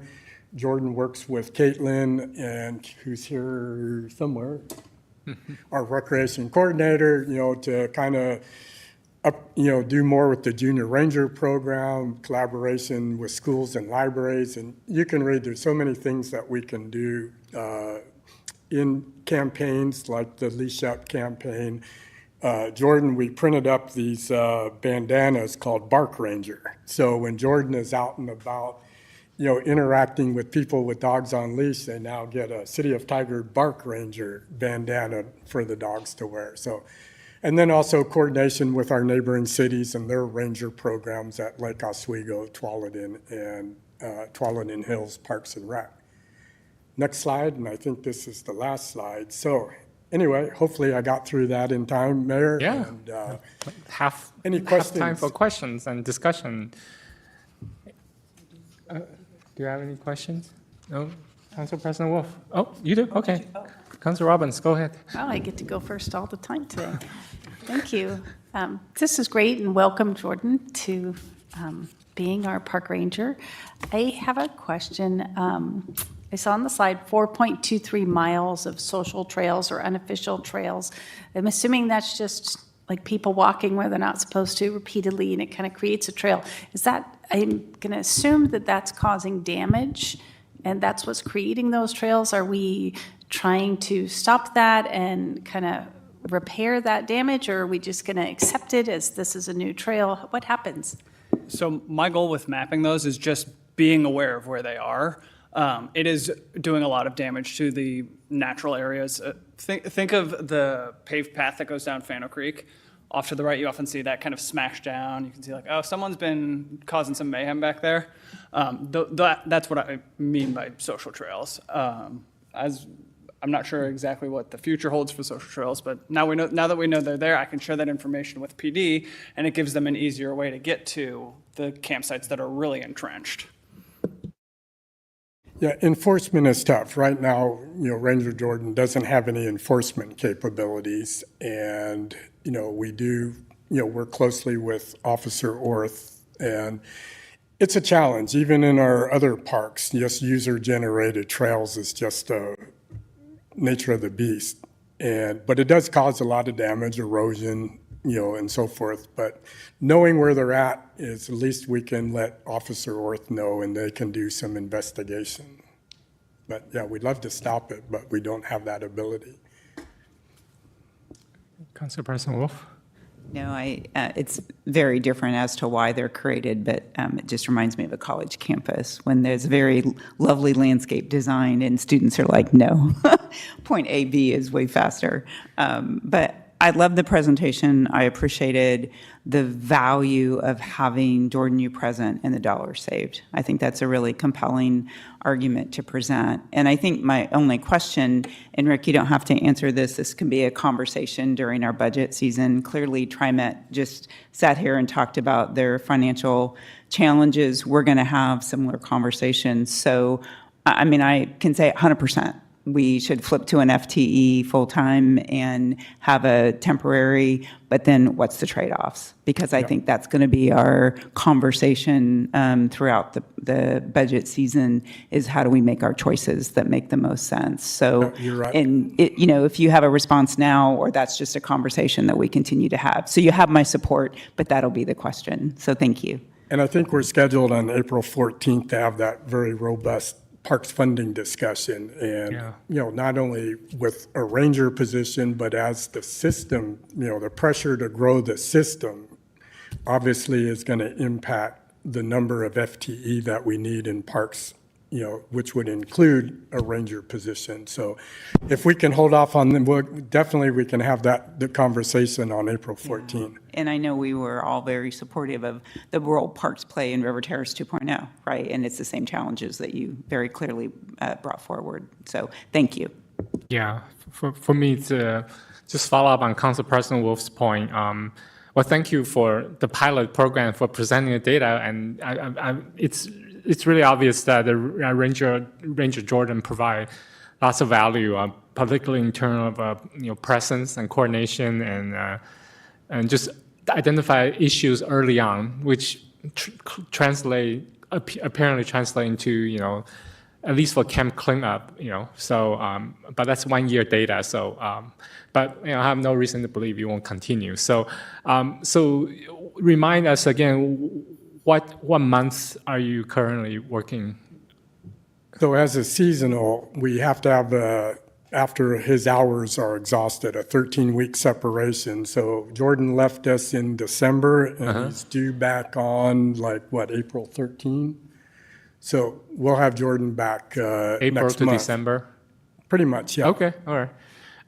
Yeah, so, I'm in Council President Wolf's camp, right? It's like, oh, this is, it's so great. But right now, given our budget constraint, I'm very mindful of, what's between what's nice to have and what's must to have. Yeah. So for me, to support this, I will need a little bit more, internal data, like, internal cost efficiency, and also, it sounds like you would like more, a full time to support more educational program, but is that something that we have what the trade-off if we offer that? Because it's good to have, but again, I'm focusing on essential service, right? So if I have some sort of data like trade-off, potential trade-off like that, and again, like you talk about the rangers not really focused on enforcement, right? Because like leash law is something that enforced by Washington County. Is that correct?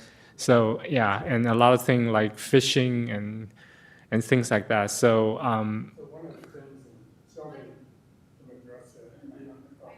Sorry. So I believe in code, if there's delegated authority, there's opportunities for providing a limited amount of enforcement capabilities, like writing parking citations. Where I came from previously, we let our rangers, they didn't do people-to-people citations, they did like parking violation citations, which was very effective, and we let our deputies do the others. And I've talked to the chief about it, and we can have more of that conversation. Mayor. Just another thing, like demonstrate value, right? It's like if ranger can issue citation instead of officer, then that saves us money, and it's a win-win situation. So. So we I totally agree. We wanted in our first year just to kind of limit. Data, But it's great data. Each year that, Ranger Jordan is willing to come back, we can add more responsibilities onto that if we work with Shelby and the chief and how to make that happen and make sure there's proper training and all that good stuff. Yeah, so again, that's great. So thank you so much for your presentation, and we can have a discussion with the Park and Recreation Board next. So thank you for coming. Good to see you. Well, you're welcome to stay or welcome to leave. Welcome to stay. or not. Oh, thank you. It's nice to see you. All right, so next item on our agenda is our joint meeting with the Park and Recreation Advice Board, PREP. They'll provide with us annual update, and we have Rick with us again. And please introduce the item and the team members. Yes, so I'm very excited to have here Ellen Brown, who's our Park and Recreation Advisory Board Chair. And I'm going to have Ellen, if you wouldn't mind, introduce yourself and a little background. Sure. Hi, I've been on the Parks Board I'm in my 8th year now. And I've been chair for the last couple of years. And when I started, everybody on the board was in their second term, and we had the parks manager had been here 20, 25 years or something. And in that time, we had a lot of turnover of expertise and continuity. And it's been really lovely to have Rick be so experienced and jump in. One of the things that was going on when I first started was we were in extreme danger of losing our rec program altogether. And we lost 2 experienced employees because there was the uncertainty of the program even continuing. And so Caitlin and her team have been rock stars at really taking this like tiny little program that for a city of our size is ridiculous that it's as small as it is, and growing it in, as much as she has in this time. It's been really impressive. And so I've been living in Tigard since 2012, and when I moved here from Portland, I was like, what kind of camps can I sign my kid up for or whatever? And there was nothing at all. And so that was a shock to me, and that's one of the reasons I joined PRAB. So as the board, we interface with the public, and one of the things that we do is there's the system plan, the 10-year plan that happens, and that was done last in 2022. Next slide. Next slide, sorry. We had a lot of input into that. So Next slide. we're gonna high level the accomplishments, advocacy, all that.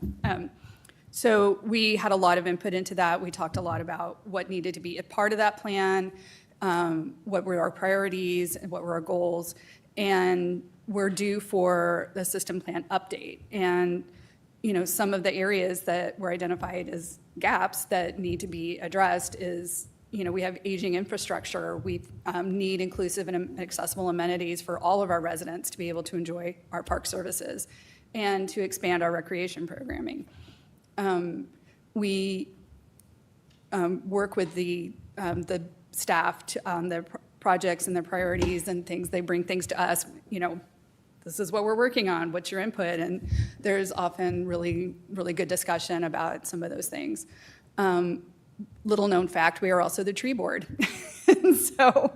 and we've convened as the tree board once in my 8 years, but it was to talk about the Heritage Tree Program, and that's a whole other conversation that we can have another time. But it's also one of the requirements for us being in a Tree City USA program. And the Lasich property, which we will talk about later in this discussion, the purposes that it was purchased for, we had a really big gut blow that we weren't going to be able to do that, or to do it, it would be another 20 years. So we've been actively working with the park staff on what can we do instead that will comply with the zoning, for where it is, that would also be a benefit to our community, and especially on that side of the city where there isn't as much, wild property that belongs to the city. We also, as our Parks Department is really excellent at going after grants and other funding opportunities to pay for some of these important things that we're doing. And so we provide grants, support services as well. And, we also get comments from the public. We had one example is, one of the sports group, was it Little League, that wanted the turf? They came to us saying, we really need some turf, at least one of the fields being turfed so that we can actually play when it's wet and messy. And then that got the ball rolling on something on that project.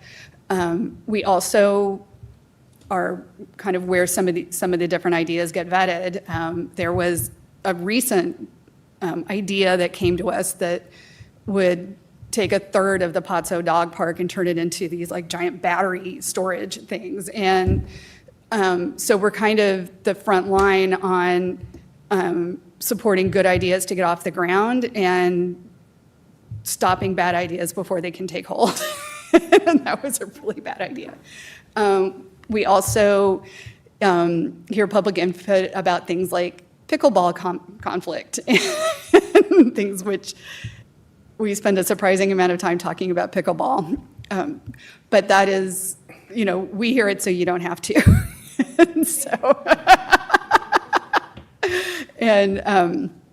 But it's all really good. It's good for us to be aware of what's going on with the community, and it's also good for the community to know that they have a place where they can come for those things. Okay, next slide. Next slide, please. Oh, thank you. Oh, next slide, please. Oh, that's it. Oh, back. Oh, no, back one. I'm sorry. The one that says advocacy on the top. Yeah. And so one of the other things that is an important role that we play is advocacy, and that's one of the hats that I'm wearing here tonight. And we've seen a lot of budget impacts throughout the last 8 years, and like I was talking about with rec, and within the last couple of years, we voluntarily took a big hit in our budget from the general fund with the promise that that would be reinstated, and that hasn't happened. So we've already taken a cut that other departments have not taken. All of the community surveys list police and parks as their two top priorities for what the government should be doing for them and their community.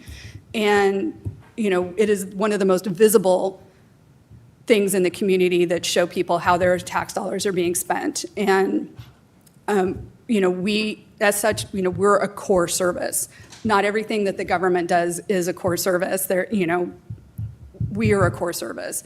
And we've been operating on a shoestring for years and years and years and years.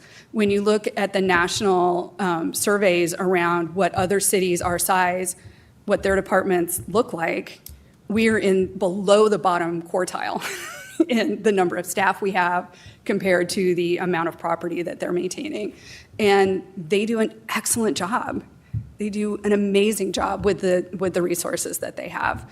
And as new property comes into the city with River Terrace 2.0 and different things like that, we're being asked to grow our parks program and maintain what we already have. And it's really important that we're not just kicking a problem down the road to make them more expensive at a later date by not maintaining the resources that we have. And that's one of the value adds that Jordan has, is there's a widowmaker in this park that we need to get out, and before it lands on somebody and their dog, and the city has to pay a huge amount of money, And so, maintaining the properties that we have, doing it to a level that is ensuring that we're not just creating more expensive problems later, and showing the public that their dollars are being spent well.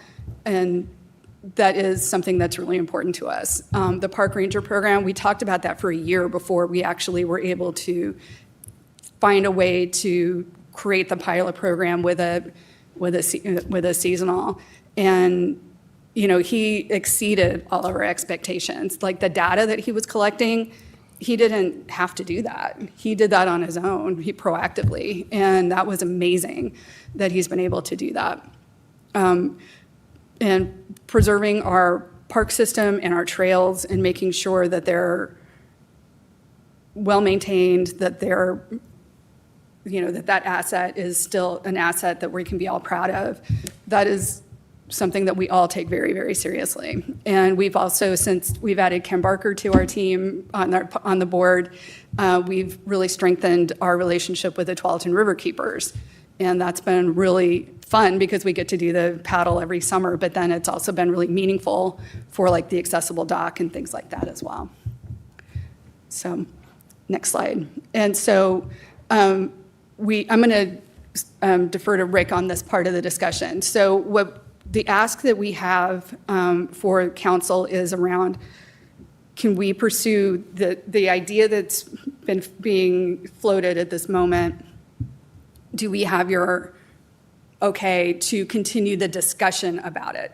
That's not a commitment to, yes, we're going to do it, but can we continue pursuing that idea? And so I'm going to turn that back over to Rick. Thank you. Next slide, please. So little history, and I think in your meeting packet, I outlined, some memos that I shared with former City Manager Reimer and City Manager Trish. So I won't go into that. But essentially, once we found out, from Metro that, we're talking 20, 25 years out, we started to think, what could we do? And I know that, since that property was bought, a lot of people still think it's going to be the home for new ball fields. Well, we wanted to kind of get off of that thinking. And so we brought in a consultant to reimagine the use. And so this is a footprint of the Losich property. Are you familiar with Lusher Farms in Lake Oswego? Similar concept, if you get a chance to see that. But because we're zoned exclusive farm use, and we're also undesignated as far as the reserves process goes, but consistent with the zoning, and we've been talking to Washington County Planning, putting a community-supported agriculture operation in, putting demonstration gardens in, putting a native plant nursery. We're just kind of brainstorming these different ideas of what we can do. In the interim, what we also are currently working on is developing river access In that lower left-hand corner, if you're not familiar with the property, we'd love to take council out on a tour of this property as well to kind of see on the ground what this property looks like. As an old azalea farm, again, we have access. We have 45 acre-feet of water that we've protected our water rights. So we can support all the irrigation needed out here. So demonstration gardens, workshops, classes, converting the old pole barn into like a meeting hall, the old stables into some office spaces. Currently, one of our park maintenance guys is doing a leadership project with Oregon Parks and Rec Association. And we've taken where there was an old triple wide there, if some of you know this property. We had Emory, when they were doing the reservoir project, demo the triple wide for us. And now he's taken that pad and turned that into a native plant nursery project for his leadership. So these are just some of the ideas, but we didn't want to get too far out ahead into further planning or having some community engagement without council's support to continue to pursue the concept further. So this is just a high-level concept plan of what can be imagined out there. Again, while we're working with our engineering team to develop the river access that currently Willamette Water is in there with a blow-off line. We'll follow right behind them with our reservoir or river access project. So some of you might ask, well, what about ball fields? You know, how do we, as you know, we don't have a lot of excess capacity for ball fields. I would love to come back to you at a later date to talk about a project we're working with Tigard-Tualatin School District. Because of the Fowler Middle School project, they're going to lose both the ball field, the football field, and the baseball field at Fowler.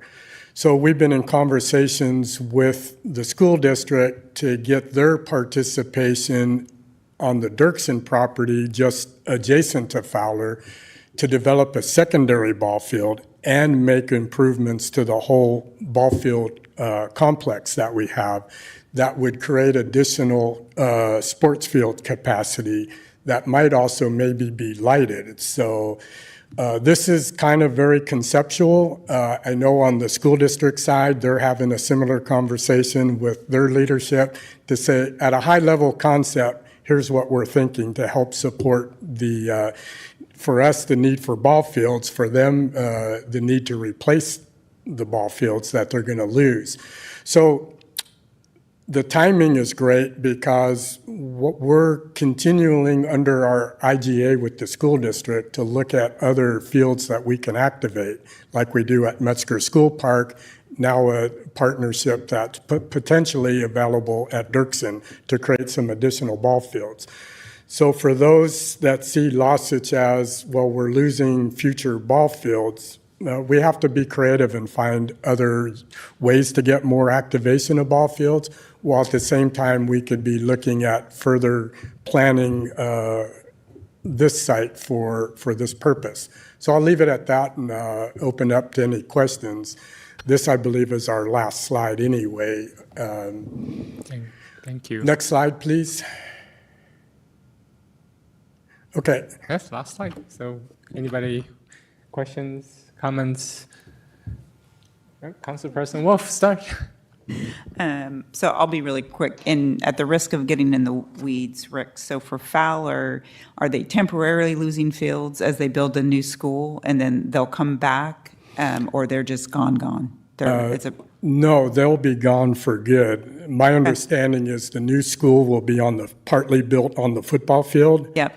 And they're going to lose also the baseball field, so that's not coming back either. Okay. All right. So this is important then that Dirksen can pick up some of that slack. Yeah, I was unaware of that. So yeah, I didn't know if that was just a reconfiguration challenge for the short run. You know Eric Nessie? Oh, yes. Yeah. Okay. Reach out to Eric. He can that's who we're working with, him and Jarvis. Okay, perfect. I will do that. So then for me, this is interesting, right? Because it goes back to our River Terrace conversation, I think, in making those tough choices. So if our choice is to really do nothing for a quarter of a century or create space, I felt that the conversations in River Terrace are, what are the opportunities to allow those community members to be out and have places to engage? And this isn't the same as ball fields or an open park, but it certainly creates opportunities to be active, be outside, learn, water, the river access, all those pieces I think are really important. So you have my support, I guess, is what I'm trying to get to. So Well, thank and you. there are also potential community gardens and things like that, which in those I live over there, and I know I have no yard. So, having a community garden would be nice.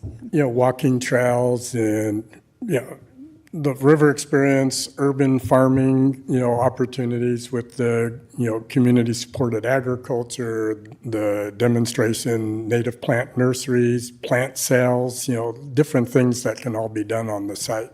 And there are opportunities to partner with other companies and different community partners in some interesting ways as well. We've tiptoed talking to some of our partners to see if they'd be interested in, some type of partnership, whether it's programming, some are interested in making investment. So, we're way down the road for that. It's just a matter of, with the council's support, just to continue to have that further discussion and even have some community engagement around it to see what the community, feels about it. Councilor Schlag, support continuing the LASIK? I think I need to get more information on it in order to provide a decision on that. Okay. Councilor Robin, continue the direction, early, big picture stuff. Yes, I am familiar with the property because our scout troop is out there every year chipping trees. I did not see a tree chipping thing on that most recent walk-up, and in the past it has been there, but we'll figure it out. I think it's a great idea. I could see it being something sponsored at some point, possibly in the future. In addition to local people being able to be out and about, it's also something different to do. And with what we've been talking about with economic development and TLT, it's another thing, frankly, that tourists with families would go do. Or you could, where I previously lived, there were some urban farms that had certain days where a lot of people came out. And so it could be just one more thing to add to Tigard's identity. So I do support it. Thank you. Thank you. Councilor Gudusi, do you support continuing the conversation on the LASIK property? Absolutely. I love the Lawson's property. Full support. All right. Yeah, I really appreciate the vision and the work being done, and I support continuing the conversation. But Councilor Schlag, I will need more information on the long-term cost, but it sounds like it's in the future and the potential partnership, right, that related to costs. So, yeah. So thank you for that. And in terms of the presentation for the board, thank you for the presentation. Thank you for the 8-year service, and thank you. really appreciate some of the stuff you have to deal with, like the racquetball disputes. I really appreciate it. So just one question. So why does the board not recommending any levy for future funding source? So that creates a level of uncertainty to a core service that is really problematic. Okay. Because if we if we had a levy right now going up against the other levy that's happening in the city, we increase the risk of both of them failing. Right. And I think core services need, a levy for ongoing, maintaining our property, things like that. I think it's just a level of uncertainty that is irresponsible, frankly. In my that's a personal opinion, not a board opinion. Well, thank you for the feedback. I'm not disagreeing with you, and I also agree that park and recreation is very important. Yeah. But I'll just give you some food for thought. Right. So we do have a public safety levy. So even though, Right. So it is uncertain. It's just the unfortunate reality we're dealing with under Measure 550 It's like we can only go up 3% a year, but our expenses go more than that. And also, park and recreation fee, I can see that, but, that's also, personally, I can't speak for council. I just feel uncomfortable keep raising some fee that council have control over without voter input. But I really appreciate perhaps input, but I would like to see, if it's really a priority for, the majority of tiger population, then we should ask them to weigh in, see if they're willing to put, I forgot the expression, just to see if they're willing to pay for it. So that, rather than council keep, making those decisions and not really knowing that. But again, not disagreeing with you, I'm just telling you some consideration. And also, SDC, I agree that we need to take a look at that, but at the same time, one of the council goal is to provide housing options for more people.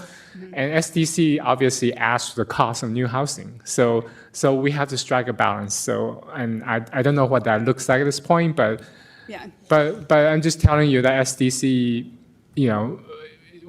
can cost, raise prices for new home, which will, we already have a housing crisis, right? So just give you something to consider. Yeah. So I think that we are definitely at a point where we are long overdue for a creative problem solving around how do we fund this essential service. Exactly. Yeah. And I don't think we've had a methodology update in how many years, Rick?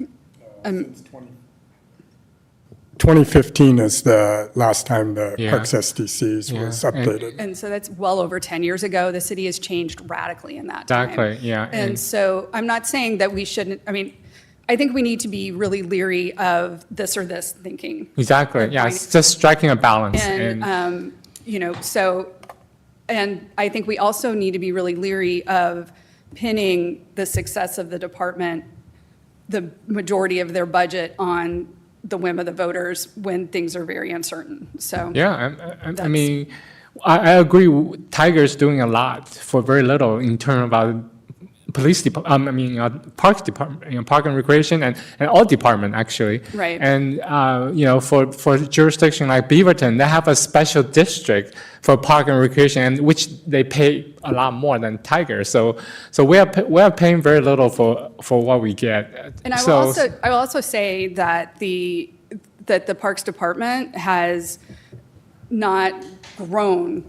The only growth it has done is in response to specific need. I know, it hasn't been and I feel like there are other parts of the city government that have grown that not necessarily in response to a specific need. And it's that we've all been very, very conscious of trying to keep things as close to the bone as they possibly can be. Yeah. So they're really, I can't speak to other departments, but I know this department has really tried very hard to be very responsible with their dollars all along. Yeah. And I would really hate to see them kind of punished for that. Yeah, thank you. In these upcoming Councilor Schlack, you discussions. have a comment? Thank you, Mayor. And just listening to this conversation, I think that's exactly why I'd requested that we have a discussion on parks funding. Yeah, that's really important. Because this has reached, we had a revenue review in October where we talked a little bit about the parks fee and how much it's really contributing to overall funding. And it seems to be, parks funding seems to be sort of in an untenable situation. So I think it's reached a point where really, as council, as elected policymakers, we need to provide a solution on behalf of our constituents. And what that solution is, what creative funding mechanism that could be, or what service levels may need to be right-sized to, that is something that council needs to think very carefully about. It's very easy to, go into council goals and say, we love all these things, let's do all of them. It's very different trying to figure out how do you actually make it happen to actually benefit people in reality. Yeah. No, you guys do not have an enviable job ahead of you at all. And I think that it's important that that conversation is coming up. I think that I just want to take a little bit of issue with the right size comment, because I feel like that for a city of this size, as mature as it is, with the number of, we service elders, we service small children, we service everybody in between. And I think that when you look at our surrounding communities and look nationwide at similar sized communities, we are so much smaller than all of those other similarly situated cities. So, Yeah. Thank you. Any other last comment? If not, thank you for your presentation and thank you for your service. Really appreciate it. Thank you. Thank you. And with that, there's been no further item on the agenda. The meeting is adjourned. Good night, Tiger. Good night.